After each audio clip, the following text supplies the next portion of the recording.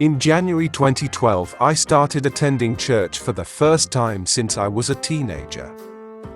The resident minister then was Dr. Reverend John Bailey. Now I was still in two minds about the idea of attending church.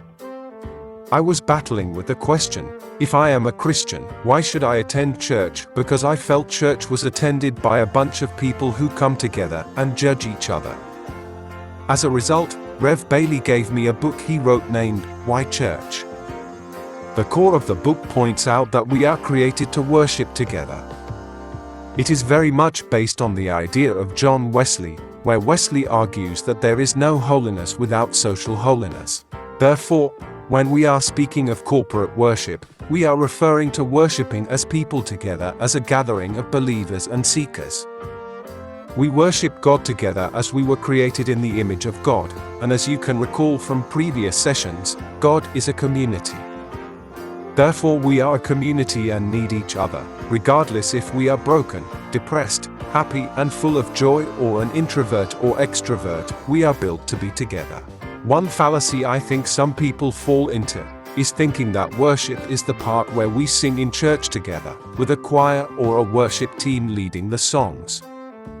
When we come to worship together in a church service or any other gathering at church, it is the entire service or gathering that is an act of corporate worship.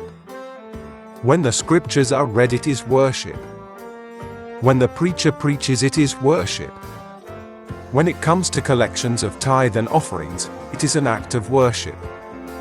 When all who are present at the service pray together, it is an act of worship. Another important aspect, and I believe one of the most important acts of corporate worship, is that of partaking in Holy Communion and baptism. When Jesus instituted the Holy Communion, he was with his disciples and instructing them to do it in remembrance of him. In other words, the salvation that God brings through Christ and the grace of Christ, aka means of grace. Now if we do not do the corporate worship discipline or partake in communion, how can we be reminded of the saving act of Christ? We as humans are fickle and constantly need reminding why we call ourselves Christian, and communion is one of the acts. What corporate worship is not the action of only going to church on special occasions like Easter, Christmas, or a baptism. It is a discipline that needs to be practiced as often as possible.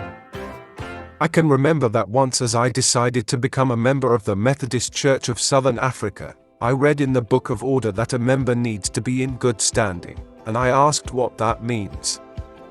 I was told it meant that as a member the person often partakes in the ordinances of God, e.g. communion, and often attends church gatherings.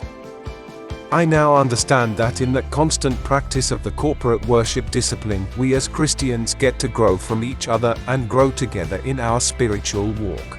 As we have come to the end of this session, it is time for self-reflection. Therefore take the time to reflect on the questions, what other forms of church gatherings do you think can be part of a spiritual discipline? What changes do you think you may need to do to be more involved in corporate worship?